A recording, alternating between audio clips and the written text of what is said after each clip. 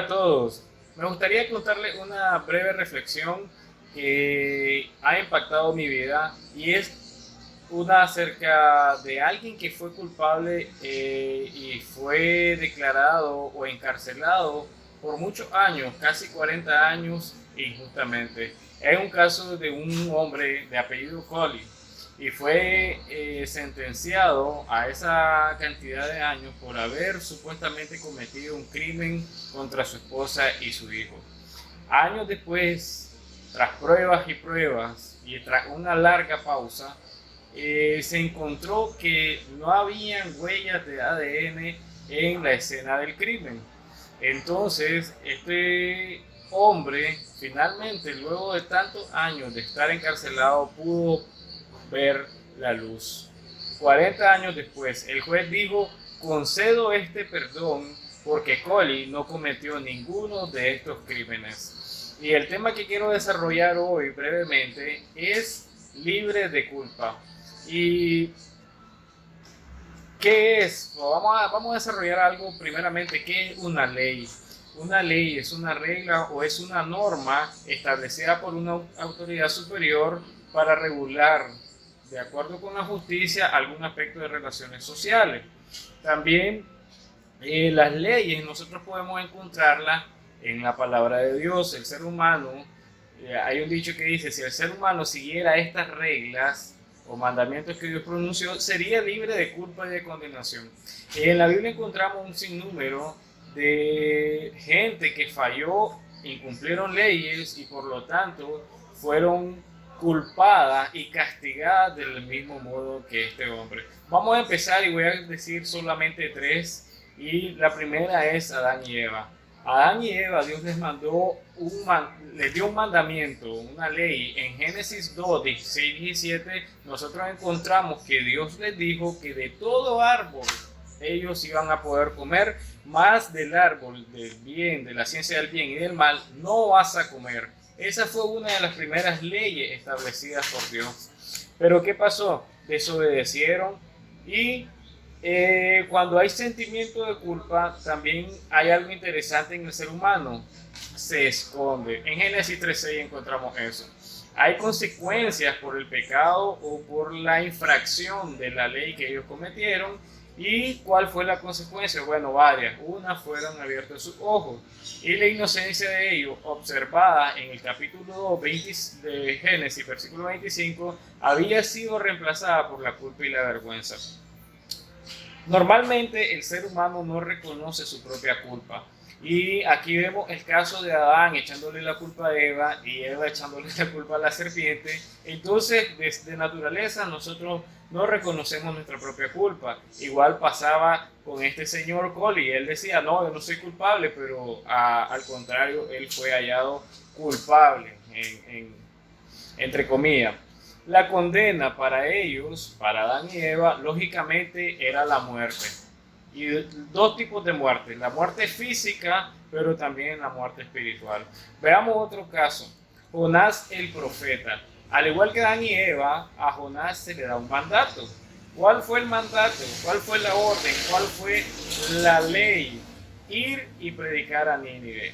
Y eso lo encontramos en Jonás capítulo 1, versículo 2. Al igual que Adán y Eva, él desobedeció y otra cosa más aún, fue prófugo, huyó de la presencia de Jehová, como nos dice Jonás 1:3. Pero sabemos que la omnipresencia de Dios es omnipresente y eso lo podemos corroborar en Salmo 139, del 8 al 12.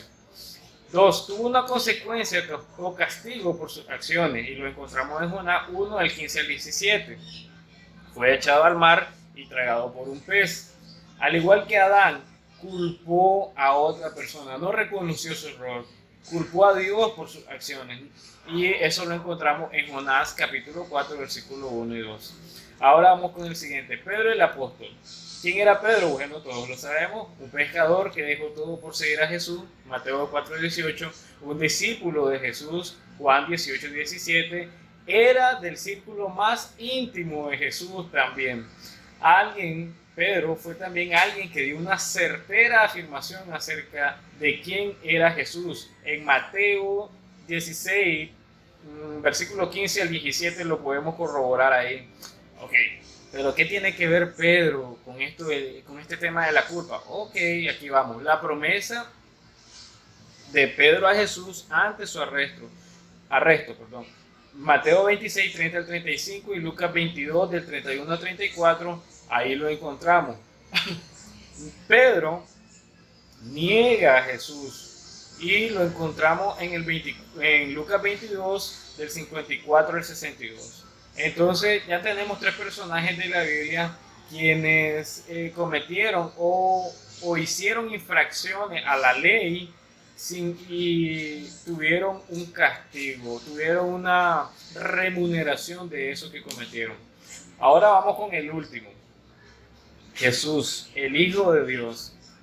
Miramos a este personaje que nunca cometió ningún crimen.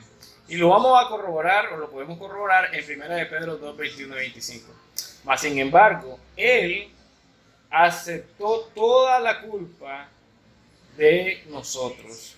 Y eso lo vemos más bien dicho en Isaías 53:5. Él llevó nuestra culpa o nuestro pecado. No reclamó a Dios como los otros hicieron, Isaías 53:7, y lo hizo por amor a ti y por amor a mí. Entonces, vemos en todo esto que cada infractor de la ley merece un castigo.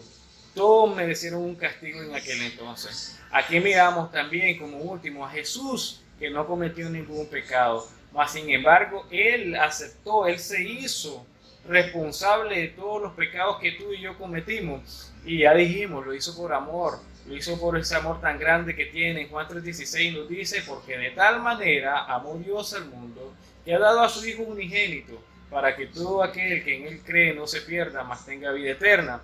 Y hay otro que dice, mas Dios muestra su amor para con nosotros, en que siendo aún pecadores, tú y yo, Cristo murió por nosotros. Qué amor tan grande, qué amor tan especial que tiene Él por nosotros. Y ese amor te hace libre de esa carga, libre de esa culpa, libre de la condenación.